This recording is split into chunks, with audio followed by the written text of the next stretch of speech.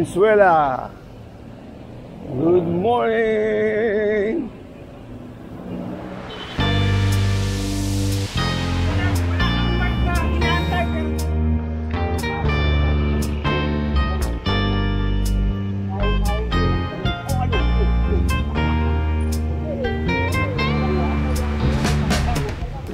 Wala guys, sama ko ngayon James at Joshua. First time ko sila makakasama sa bike camp. Isang kasama namin, lagi ko kasama si Mark Libre. Anyway, overnight na kami doon.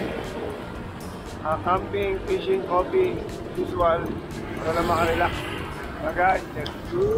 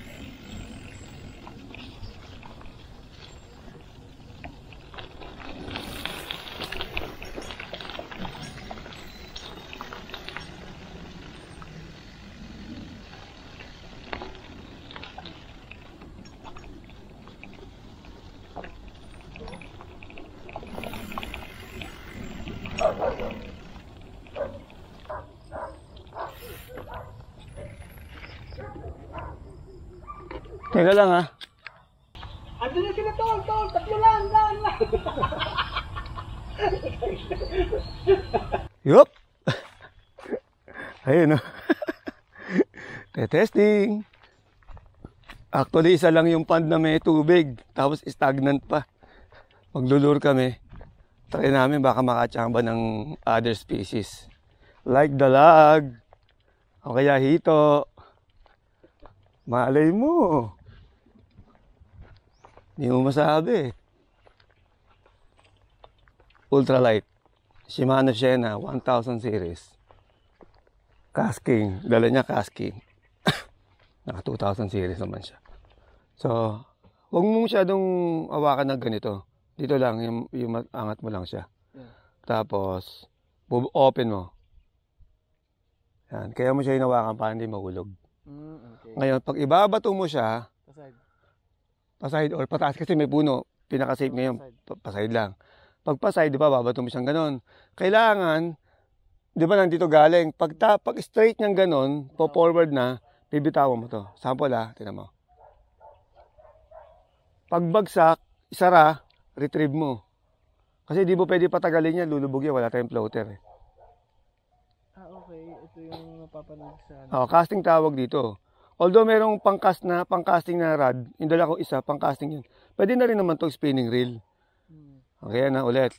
Tapat, kuha, tali, open, bato. Kunin mo ulit ito, yan. Kuha, open, tapos pukol.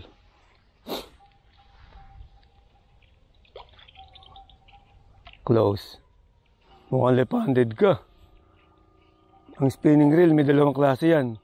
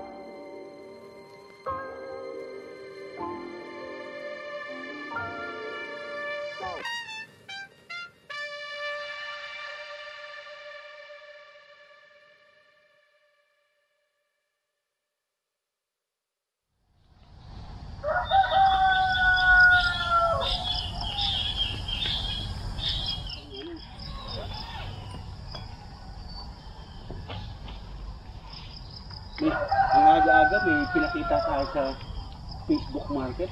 Ano yung gusto ko hinahanap ko? 5,000! Manalo po rin kasama yung grapes. Brooks din yung grapes. O, bibili niya daw yung grape. Hindi naman sa ganun, pero sige.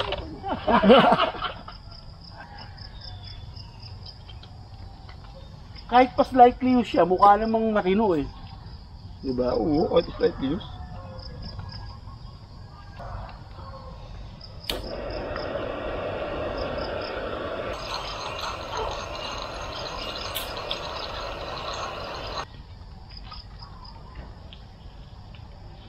Apa?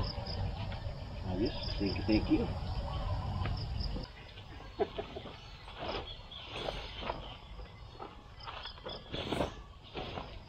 Guys, pauwi na kami. So, soli lang ako ng mga gamit na hiniram. Okay dito guys kasi napakalapit lang. Sa Manila, 33 kilometers. Dito ka na. Kung Manila ka, lagay mo ng mga 40 or 50. Malapit pa rin. Para sa camp by camp.